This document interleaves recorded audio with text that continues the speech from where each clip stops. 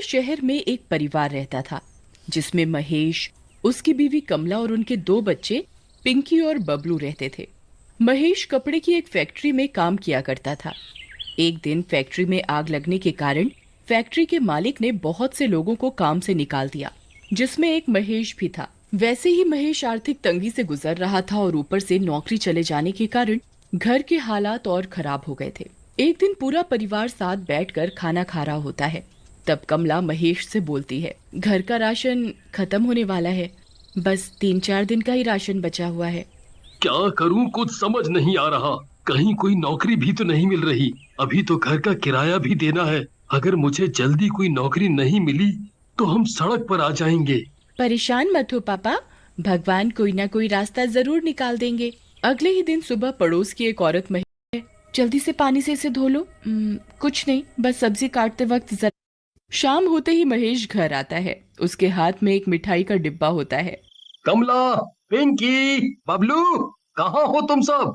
जल्दी आओ, तुमको एक खुशखबरी देनी है। सब लोग महेश की आवाज सुनकर आ जाते हैं। क्या हुआ, इतना शोर क्यों कर रहे हो? और ये आपके हाथ में क्या है? आज मैं बहुत खुश हूँ। मेरी नौकरी स्कूल में पक्की हो गई है। मैंने पिंकी और बबलू के एडमिशन के लिए भी उसी स्कूल में बात कर ली है। और ये देखो, मैं तुम सब के लिए मिठाई भी लाया हूँ। पिंकी मिठाई का डिब्बा देखकर उस पर झपट पड़ती है और पागलों की तरह मिठाई खाने लगती है। सब लोग पिंकी को ऐसे मिठाई खाते देख हैरान हो जाते हैं। पिंकी, तुम पागल हो गई हो क्या? चलो ये मिठाई का डिब्बा मुझे दो। पिंकी की आंखें बिल्कुल लाल हो जाती हैं और वो गुस्से से कमला की तरफ देखती है।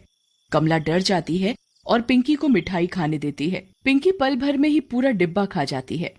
महेश और कमला समझ जाते हैं कि पिंकी पर किसी चुड़ैल का साया है। वो अगले ही दिन गांव के एक तांत्रिक के पास जाता है।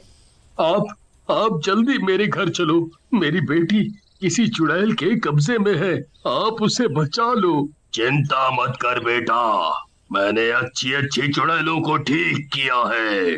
ओम ह्रीं क्लीं चामुंडाय नमः। ओम ह्रीं क्लीं चामुंडाय नमः। पिंकी लाल आंखों से तांत्रिक को घूरती है।